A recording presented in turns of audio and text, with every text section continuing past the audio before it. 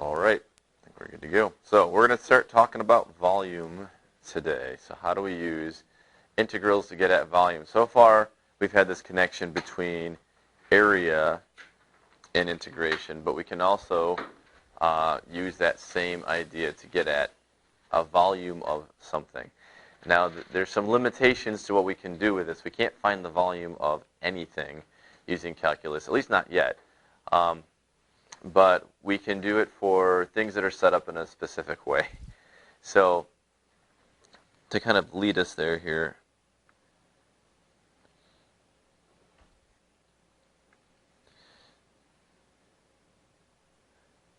so we'll start with a cylinder. So how would you calculate the volume of a cylinder?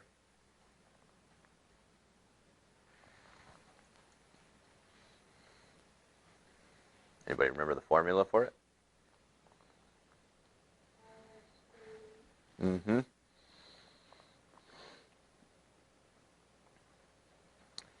Anybody tell me why it's pi r squared h? Exactly. Okay. It's the area of this circle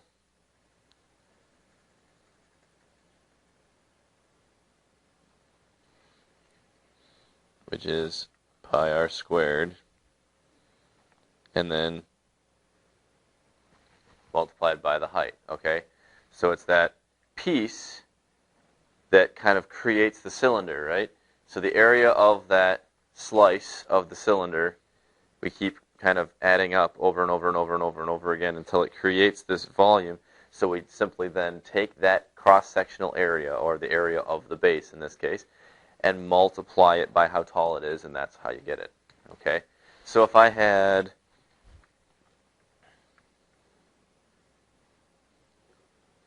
let's say a solid that was a trapezoid on the top, but then I made a prism out of it.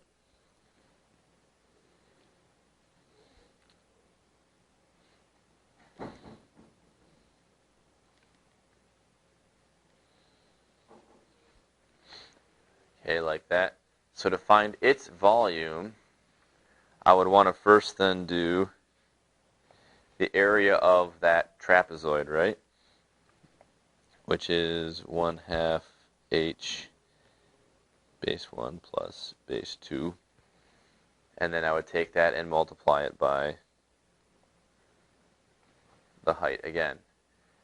So I guess I'll call this h1 and this h2 because those are different h's. But the concept's the same, though. You still figure out what is this cross-sectional area and then multiply it by how tall the thing is. So the volume would be 1/2 h1 base 1 plus base 2 times h2.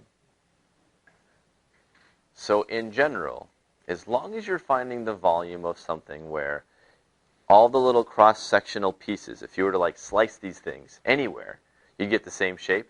As long as it's the same shape, same shape, same shape, same shape, same shape. The volume formula is always the area of the base times the height. Okay?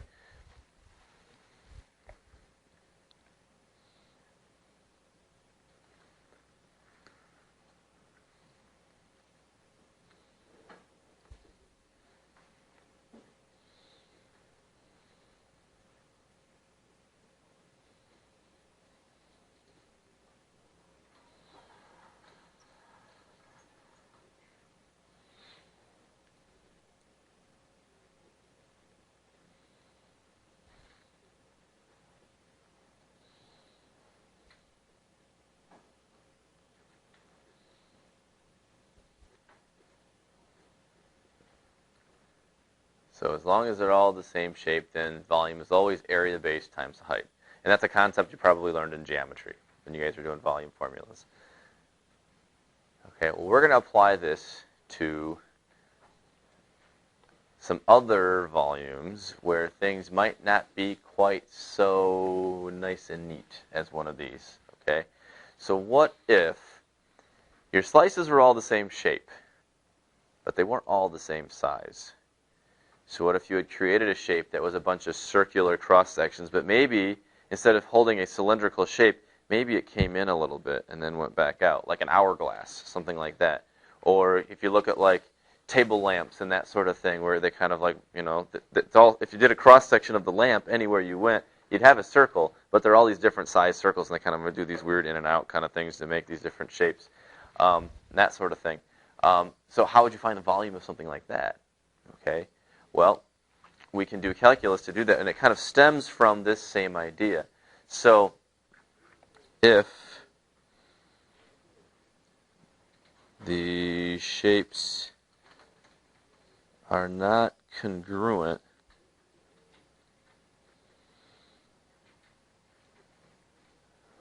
but still similar,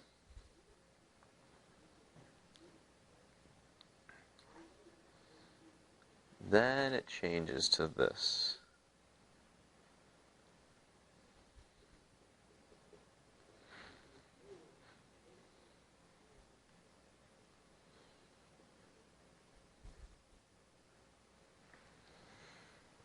The volume is the integral of a of x dx, where a of x is a formula, not just a number, but a formula for the cross-sectional area.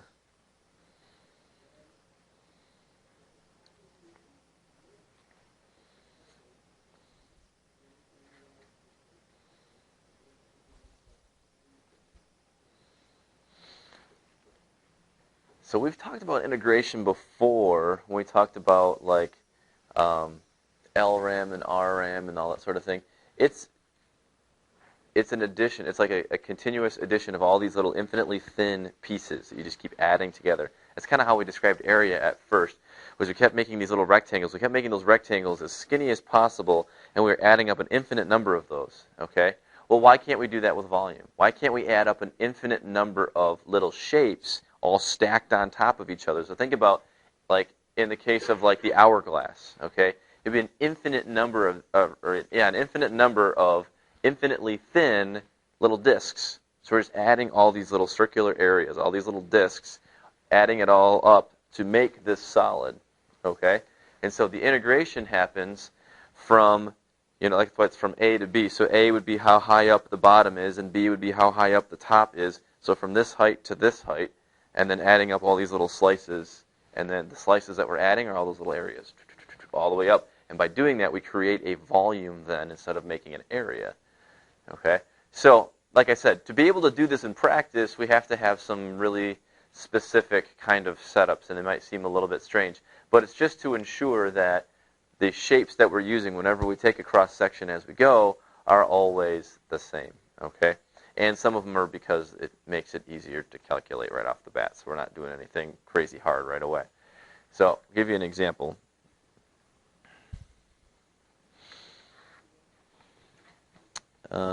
So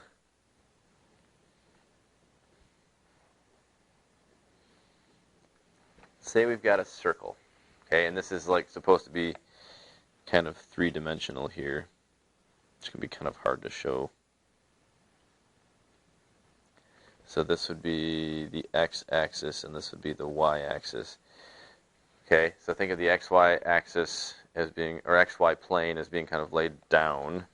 Okay, and we have this kind of imaginary z-axis that's coming up through the top. And so what if we were to take through this circle, and I drew a really bad circle here, but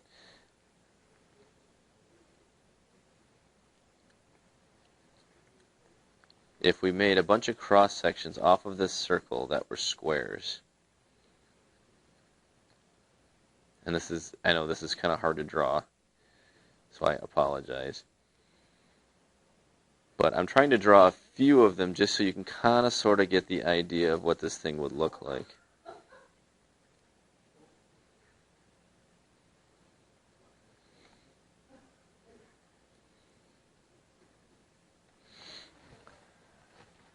Okay, so think about, it's all squares. But if we did a whole bunch of squares, and like in between each one of these two, there's an infinite number just like compiling this thing and making this solid piece, okay? So it'd be this funny looking thing by the time we were done. We'd have these kind of two little ridges, we'd have like this kind of ridge coming along here down this side, and we have this ridge kind of coming down and along this side. So it'd almost be kind of this, I don't know how to describe it exactly. It'd be like this, yeah, it's kind of this ridge that came up and went back down. But every time you slice into it, you're making a square, you're making a square, you're making a square, you're making a square. And we've got this funny looking solid when we're done. Okay? So what this example allows me to do, though, is that I can give you something where you can come up with a cross-sectional area equation and actually do it. So first thing, so on the bottom here we've got a circle. Let's say this circle is x squared plus y squared equals 1. Okay, kind of keep it simple. So if that's the case, then all these slices, if you're looking on the x-axis, all these slices are going from -1 up to +1. Does that make sense? If it's a circle with a radius of 1, right? That would be kind of our limits then. We'd start at -1 over here, and we'd go all the way to +1 on the other side. Okay, and each one of these squares in here, like I said, have the same shape, but they're all different sizes depending on how far you go. Because like in the middle, they're really big, but as you go to the right, as you go to the left, they get smaller and smaller. Okay, but they're all in the shape of a square, and they all have the same proportions and the same type of dimensions. So if you look, like the bottom of any one of these squares, okay, in terms of y, what would I have?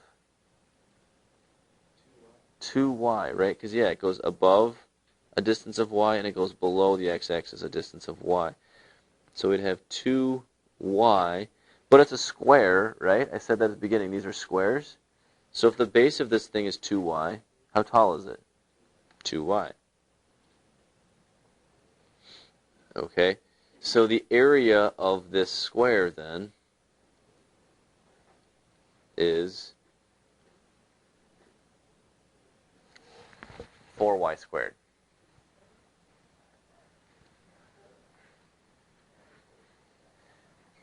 But remember, I want to set this thing up so that my volume is done using this.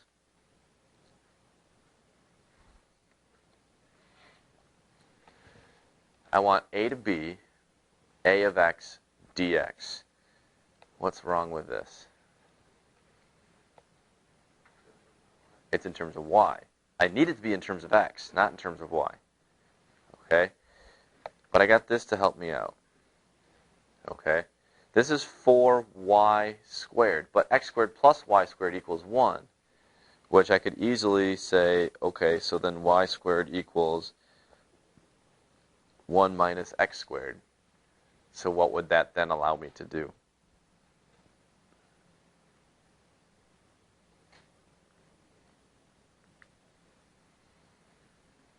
Instead of writing 4y squared, what could I write? Mm-hmm. Right, I could make it 4 times 1 minus x squared, like that.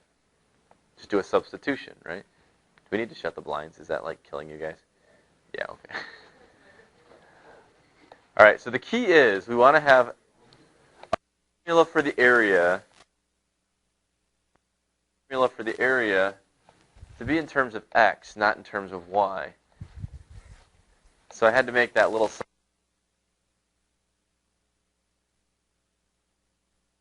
important that wherever you're doing your limits from, that's the same variable as well. Notice the way that I have these slices going, it's from -1 to 1 on the x-axis, right? So if my limits are going to be on the x-axis, this formula better be in terms of x then too. So I've got that now. So now it's just a matter of making that integral and doing it. And that's the easy part. Once you've got that done, then we just got to pull it together. So this is going to become the integral from -1 to 1 of 4 times 1 minus x squared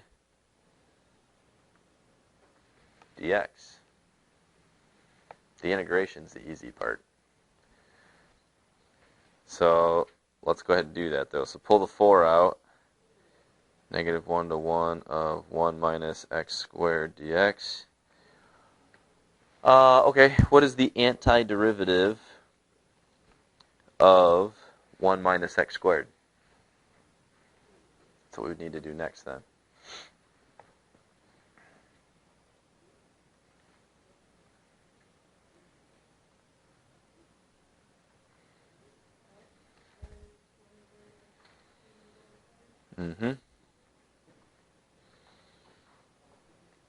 And evaluate that from negative 1 to 1. So if we plug 1 into this equation, we'd have 4 times 1 minus a third. So we'd have 4 times 2/3. So that would be 8/3, right? So 8/3 minus, plug in a negative 1 into this, we'd have negative 1 plus a third. So that'd be negative 2/3. So 4 times negative 2/3 is negative 8/3. So 8/3 minus negative 8/3.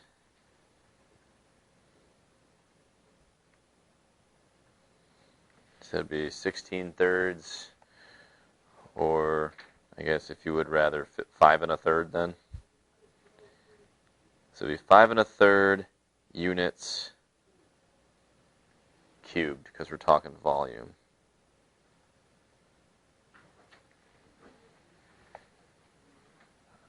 Okay, so the picture, where I had to start from, like I said, it had to be this weird shaped thing to make it work. But we were able to pull out a cross section, use that cross section to come up with an area formula for it in terms of x. Okay, because I couldn't do it. I couldn't just say the area of every one of those squares is like 8 or something, because the squares are all different sizes. So I needed a formula for the area, which I was able to get then. And then it's just the integral of that from where you start to where you end. You're adding up all those little squares as you go. Okay. All right. Let's try another one. Okay. I'll try to help you through some of these first ones here. Rachel, a question? Because I set it up that way. Because that's information that'll be given to you. So you're going to have, with this kind of variety of these, there's going to be some kind of a base that all of the cross sections are sitting on top of. In this case, it was a circle. And then they're going to tell you what kind of shape you have for your cross sections as well, too. In this case, I said it was a square. So we're going to take this same kind of idea. I'm going to keep it over the same circle, okay? But instead of doing squares, we're going to do triangles next, okay? So the cross-sectional shape is going to be a bunch of triangles all the way across. But other than that, it's going to be the same thing, okay? Keep it on top of a circle so you guys have a little familiarity with that and kind of see how it goes. But yeah, there's going to be a lot of info given to you for the setup for these. All right, so we're going to find the volume formed by placing triangles with their bases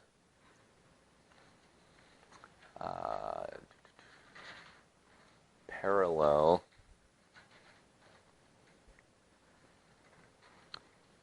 to the y-axis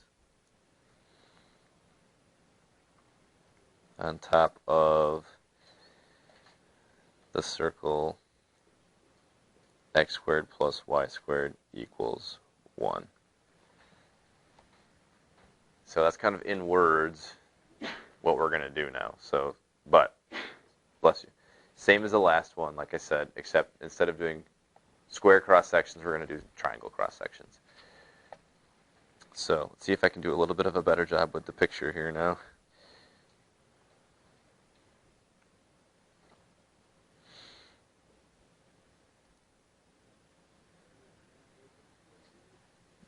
Not so much. Okay, so, oh, and this is important. These should be equilateral triangles. All right, so our cross sections are going to be these equilateral triangles, like I said, where the bases are parallel to the y-axis.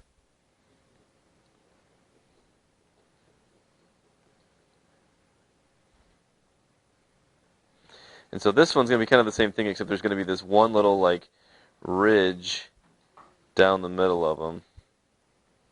So it's going to be this weird little circle on the bottom, and then it's just this kind of ridge up the top, and comes up to kind of a point all the way through.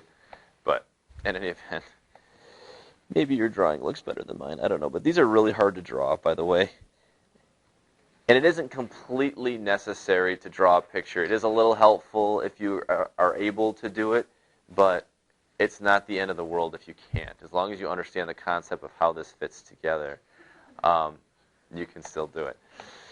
So let's take a look at one of our cross sections again and see if we can get an equation for it.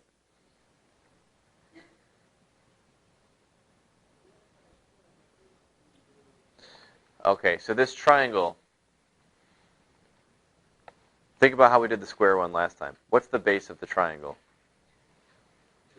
2y. Yeah, same as before.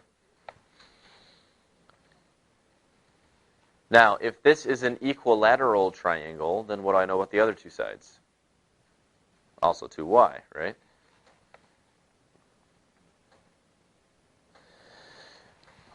Here's where this one gets a little trickier than the last one.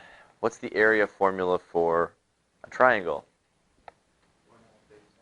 1/2 base times height. What's the base? Yep, what's the height? Don't say 2y. That's not the height, right?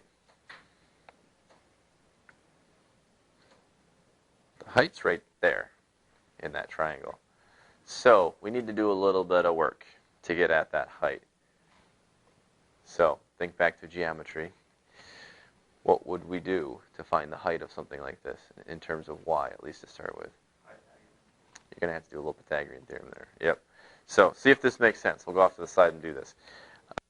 H squared plus y squared equals 2y squared. Everybody see how I came up with that? Take one of the two right triangles in there that we've now created and do a little Pythagorean theorem work on it. The base of that triangle would only be y, because I'm just taking half of that whole thing. And I want h in terms of y, okay?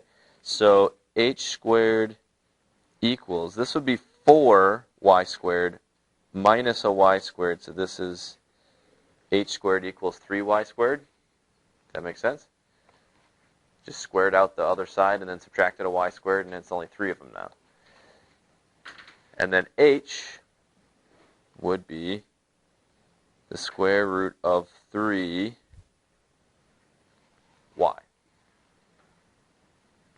Because if I square root y squared, it's still y.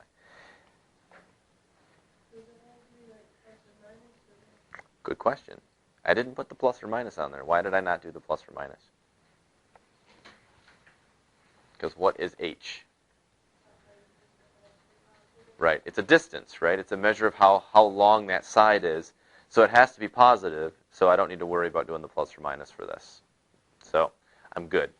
So my area formula, in terms of y at least, is this. 1/2 times 2y times the square root of 3y. Or if I simplify that a little bit, 1/2 times 2 cancel, and so it is the square root of 3y times y is y squared. Okay, so now not a formula for the area of the triangle, but it's in terms of y, not x. So again, think back to what we do in the last one. How do I get it in terms of x instead of y? Do a little substitution, right? What am I going to substitute for y squared? Yep, same exact thing I did last time. 1 minus x squared. So my area now, as a function of x is the square root of 3 times 1 minus x squared, like that then. And now I'm good to go. I can do my integral because I've got my a of x. I know my limits again. It's x squared plus y squared equals 1. So it's from negative 1 to 1 still. So my volume would be the integral from negative 1 to 1 of square root 3 times 1 minus x squared dx. So I've still got a means to do it. Antiderivative, square root of 3 times x minus a third x to the third. Got to go negative 1 to 1. So let's see, if I plug in a 1, it's going to be 1 minus a third, which is 2/3, but I got that square root of 3 in there. So it would be 2 square root 3 over 3, plugging in a 1. And then minus, if I plug in a negative 1, it's negative 1 plus a third, so negative 2/3 times square root of 3. So it's the same kind of situation, except it's with a square root of 3 now. So I got 2 root 3 over 3 minus negative 2 root 3 over 3. So I'm going to add them together. And that's going to give me 4 root 3 over 3. And that would be, again, units cubed. That's how much volume I have there. So that process, very similar to the last one, right? It's just getting that area formula for the triangle. That was a little tricky, but we get that, and we're good, and we can keep going. So I'm going to use this cross-sectional area idea to kind of expand on something for a moment. What if I had some function, and I'm not going to try to draw in 3D right now. So here's your x-axis, here's your y-axis, and let's say I had some function coming along, f of x,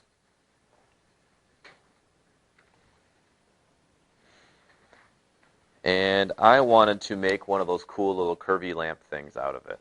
So from A to B, let's say I was going to take that portion, that area under the function from A to B,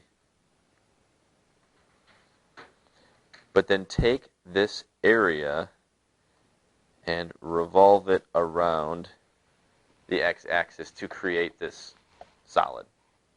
Can you guys all visualize that? If I take that area and then sweep it around the x-axis, and it creates this, like, you know, if you took it and then turned it up, it'd be like some kind of vase or whatever. Okay? So if I did that, if I rotated that around and created a solid, what would be the cross sections of that? What would be their shape?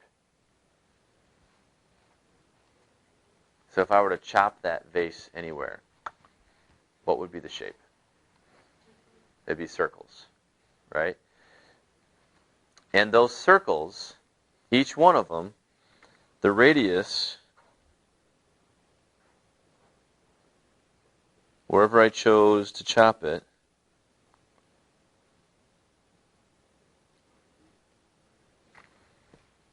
that would always be the radius, right? However far out it would go from the x-axis to wherever that curve was, that would be r, no matter where I was. R would change, no doubt. But wherever I chopped it, from the x-axis to that curve would be the radius of each one of those circles. Okay? So in that sense, the radius of each one of those circles is f of x then. So you guys just told me that the cross-sectional area, my a of x, it would be a circle. And the area of a circle is pi r squared.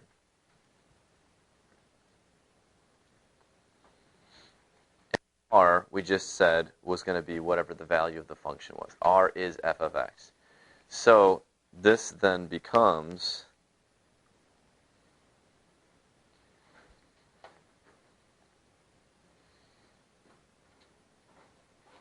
pi times f of x squared. So if I want to find the volume of this thing that I have just created, then it is going to be the integral from a to b of this, right? This is my a of x. I said it's always from a to b of a of x, right? So of pi f of x squared dx. This is called a volume of rotation. So anytime I take a function and I rotate it around the x-axis and I want to create a volume and figure out what it is from that, this is the equation you go to because of that.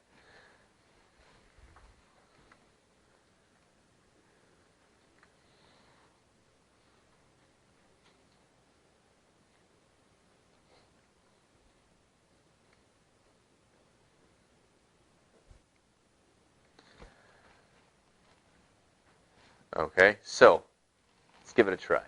See if we can do it. And we're going to be doing a lot of calculator work with this too, because sometimes when you try to take a function and plug it into this and then square it, you're going to create something there that you can't do the antiderivative by hand anymore. So, I'll give you an example of what I'm talking about.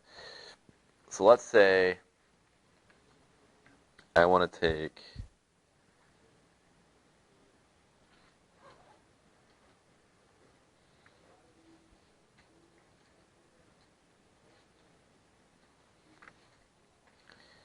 say this is cosine x.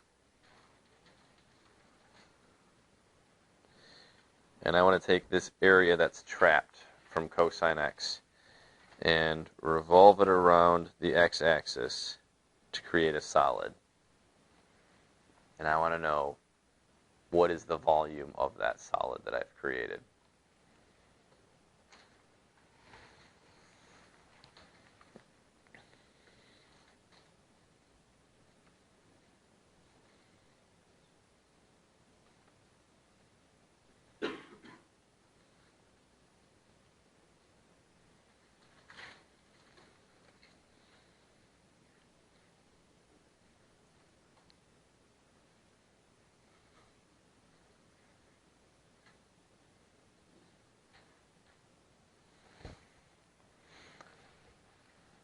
Okay, so I'm trying to answer that question. What's the volume created by revolving this area around the x-axis? Okay, so let's come up with our a of x again. What is the area in terms of x? Look right above it there.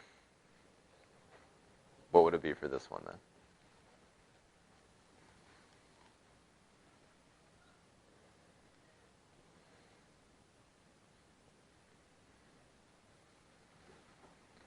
What's? There you go. Yeah.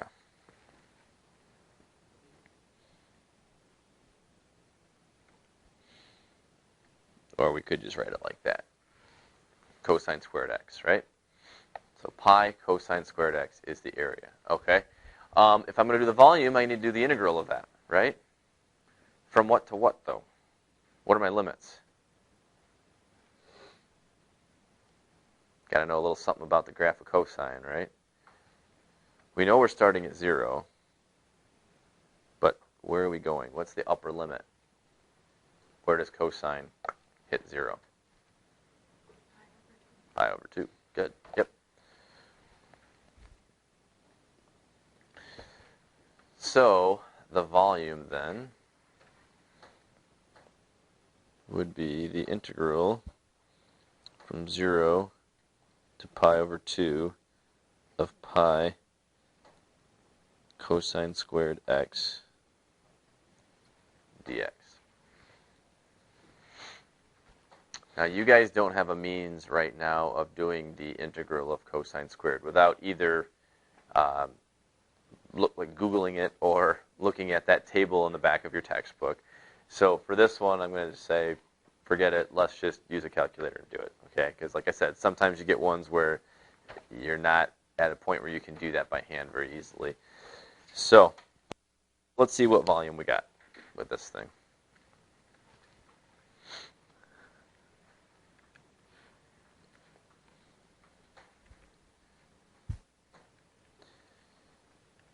And on your calculator, remember when you type in a cosine and you want to square it, you're going to have to put the cosine in parentheses and then square it.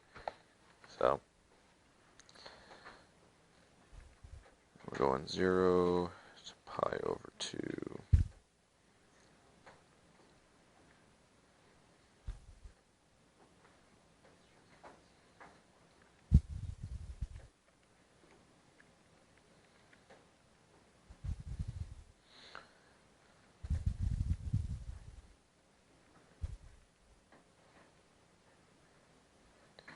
All right, so I got about 2.47-ish. Make it the same thing? Yeah? All right, I'll quickly show you what I got here. Oops, now I gotta type it again. Hold on.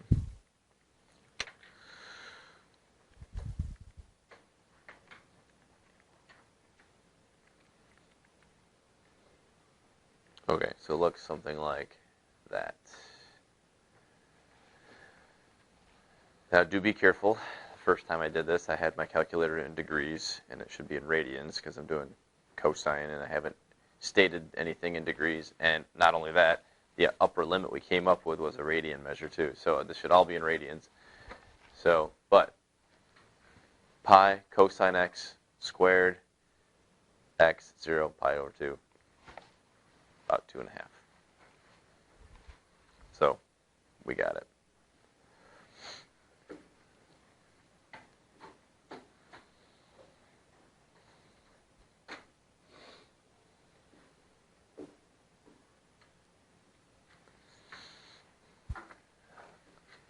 All right, I'm going to have you guys do one more of these on your own, and then we will be done for today, because we've covered quite a bit. So let's do...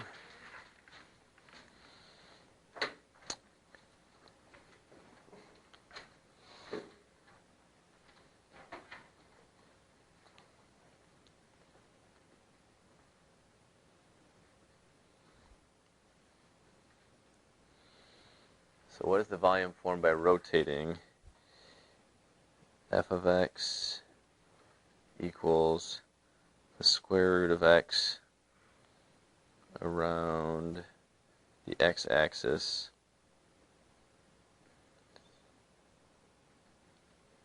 from x equals 1 to x equals 4. And I want to see if you can do this one without a calculator. Do it by hand, because this one sets up kind of nice.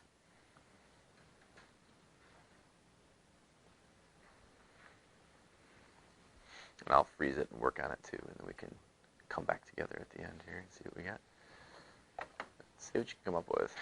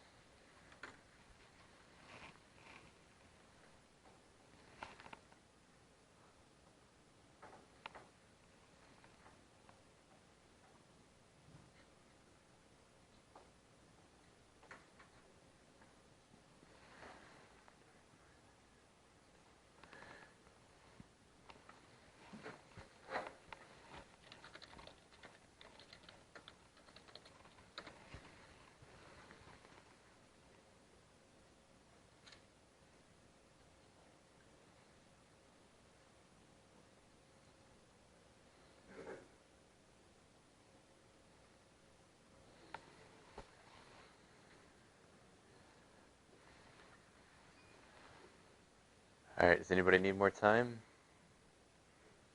Maybe I'll come up with something so we can check it. Silence is a yes. Okay. So should have had 15 pi over 2 would be your answer. So you can see how I set up my integral there. Now this one worked out nice, like I said, because of the fact that it's the square root of x, right? So the square root of x squared is just x. So doing the antiderivative of pi x is pi over 2 x squared from 1 to 4. And so then I just plug those in. So pi over 2 times 16 minus pi over 2 times 1. It's 8 pi minus pi over 2, which is 15 pi over 2. Or, if you like decimals, would be approximately 23.56 units cubed. All right, so volume of rotation we feeling comfy with? At least getting the setup done, not too bad. All right, tomorrow what we're going to do is, what if instead of revolving around the x-axis, I want to revolve it around the y-axis? And what if, instead of just taking one curve revolved around an axis, what if I have one curve over another curve? And I want to take what's between those and revolve that around an axis. What happens then? Oh, all sorts of reasons. So, for obvious reasons, this is called the disk method, because you're making disks as you rotate. Those two functions, one on top of the other rotated, that's called the washer method. See if you can figure that out in your head, why it's called the washer method. But that's what we're going to look at tomorrow. Okay, I think we're set here now. Okay, so here's what we're doing. So we're going to take, like I said, this area under this parabola, and we're going to revolve it around the y-axis using the cylindrical shell method to do it. And the equation of this parabola that we're going to be working with here is y equals 3x minus x squared.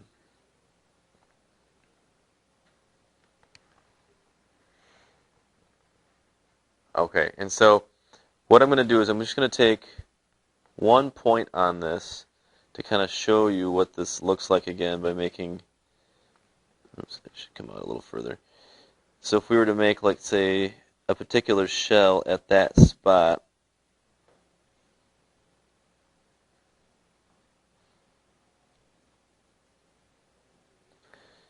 so this right here, so think about it like you've got these like vertical lines. You see how I could take a bunch of vertical lines and just build up this area? If I did that, made a whole bunch of those.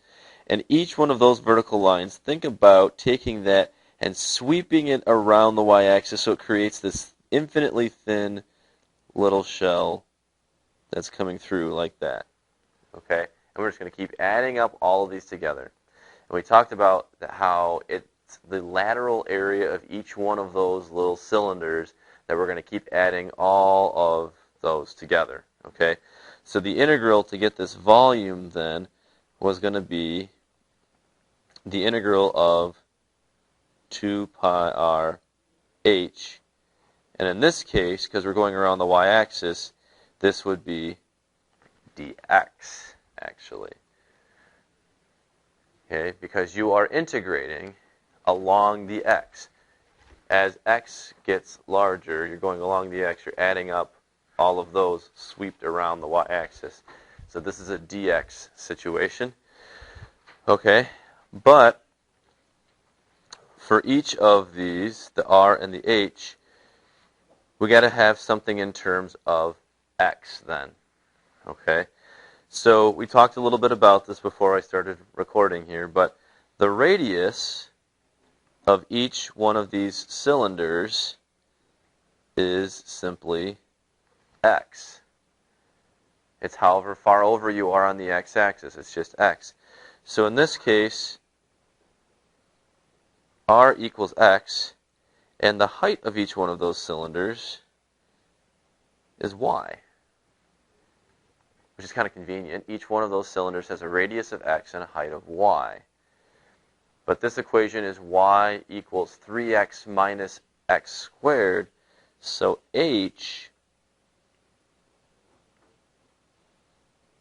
would be 3x minus x squared. So we're going to take those two, substitute them in for r and h then, and build up this integral. So the volume is the integral of 2 pi x times 3x minus x squared dx.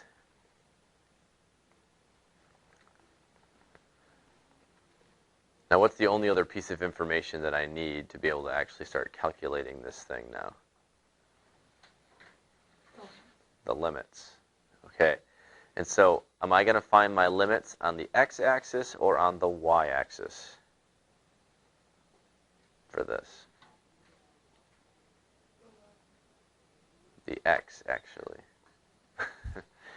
It's the x-axis this time. Now, this is different from before. Remember when we were doing the washer and the disk methods, whatever axis you were revolving around, that's the axis that you look to get your limits. But by the nature of how this one is set up, again, think about all these little vertical lines that we're going through on this thing and then taking each of those and revolving it, each of those revolve it. We're slowly slicing our way along the x-axis. Does that make sense? Our direction of how we're breaking this up is along the x. So it's from a certain x to a certain x that I'm creating this thing. And not only that, your equation is involving nothing but x, right? Everything we've plugged into there is all to do with x. So your limits should match that too. So that's a way to help kind of remember that.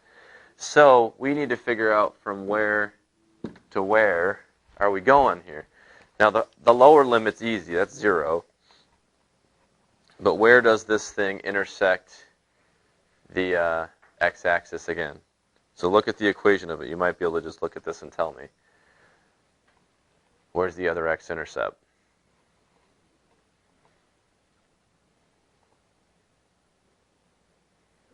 3. Yep, good. Because you plug in a 3, that gets you 0, right?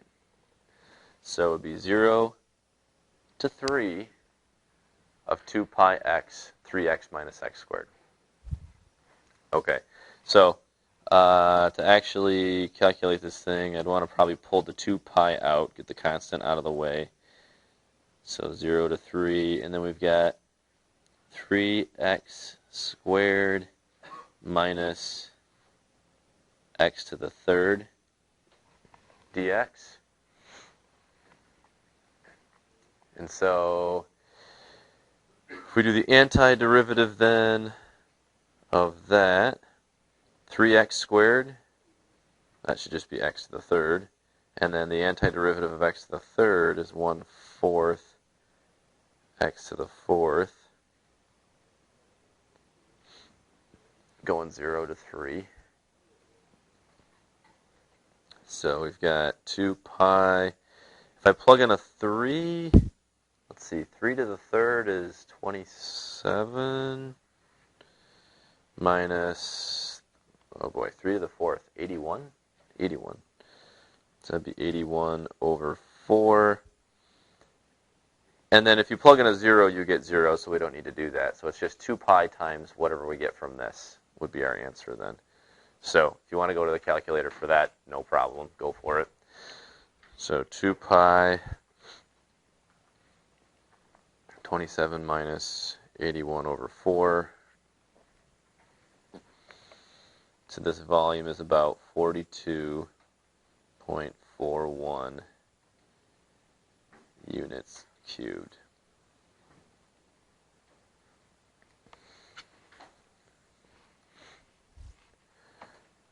All right. One more together, doing the cylindrical shell method. And then I'm going to let you guys kind of start working on some things by yourselves and see how you do. So, okay.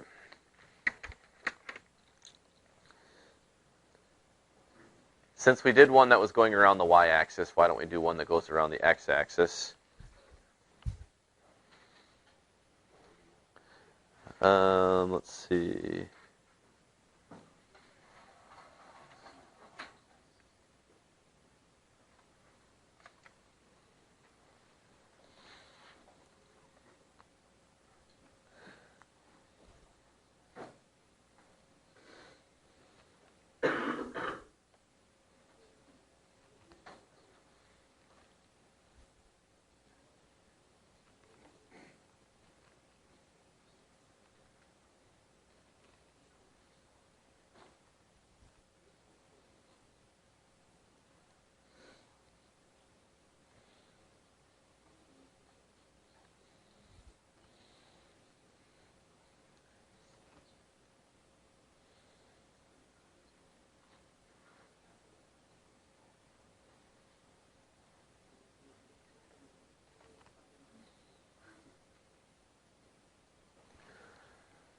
Okay, now, here's the thing.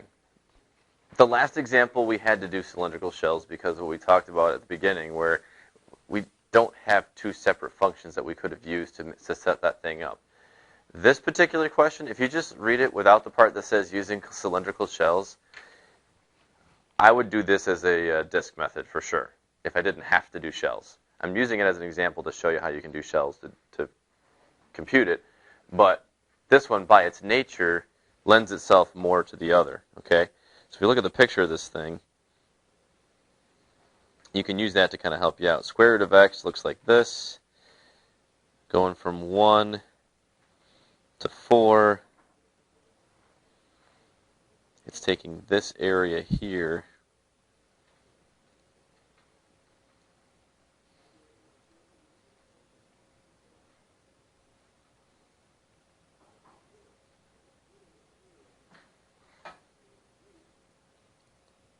and revolving it around the x-axis. Okay? So given a choice, you'd be silly not to do just a disk method for this one. Okay? It's very simple. It's just the square root of x is your function. Set up your limits from 1 to 4, do your little pi r squared deal, and you're good. Okay? But, like I said, can be done with shells though too. So in practice, you're going to want to kind of decide, is what I have here something that's going to require shells or not? If I can do it as a disk or a washer, do it. If you can't, then do shells. But it doesn't mean you have to necessarily. So as we're going here, if I want to take this and do it over that axis, I think I might have to. Yeah, I'm going to have to make this go to 0. Otherwise, it's going to get really messy. So let's switch that up just real quick. So we're going to take this all the way down then instead. I don't want to make this more of a hassle than it needs to be. So we'll start at 0. So on this one, what I'm going to be doing is I'm going to be taking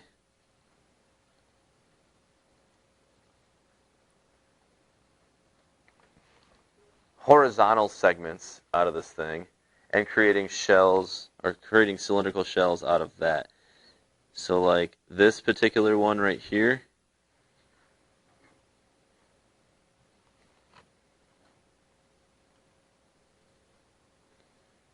would create a cylinder that looked something like this as it wrapped around it, okay? And I'd be adding up all of these cylinders as we went across that way, okay? So the radius of that particular cylinder would be what?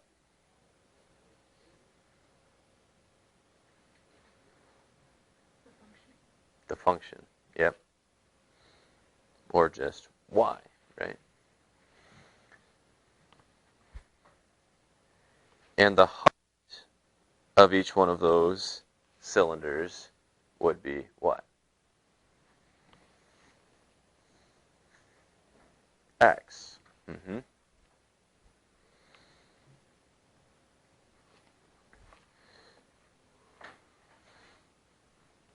Okay, so you see how that's changed? So in the last example, we had, where was it? Yeah, right here. The radius of each one of those was x, and the height of each one of those was y. But now that I'm revolving it around the x-axis, I got the opposite thing happening. Okay? So if I set that up,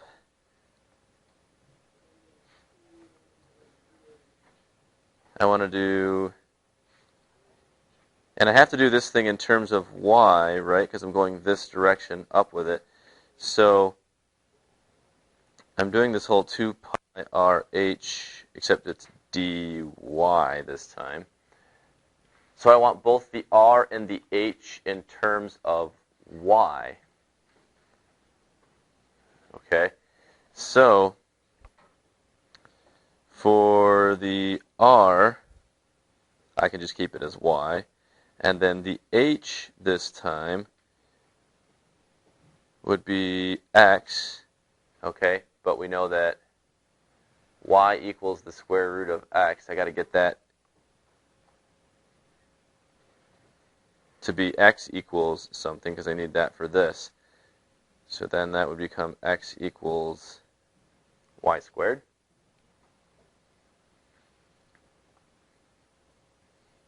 So I could do it like that. So r equals y, and then h, because h is equal to x, h would actually be y squared because of this fact up here. So now we've kind of got everything that we need. Pull it together here. So we're going to do the volume is the integral, and I got to go in my y scale now. So this would be actually up at 2. This is 4 over here. So I'm going to go 0 to 2. Thanks. Yep.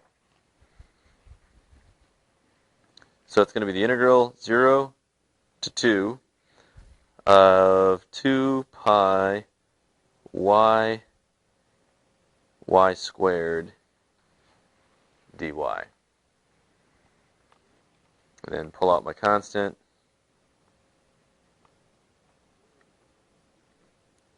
Zero to 2.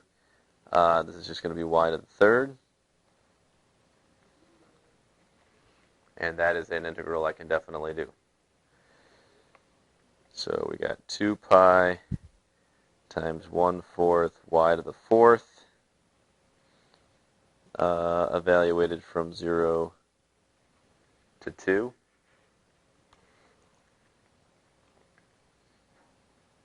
And let's see if I put in a 2. 2 to the fourth is 16. So 16 times a fourth is 4. And if I put in the 0, I get 0. So the volume of this thing should be 8 pi.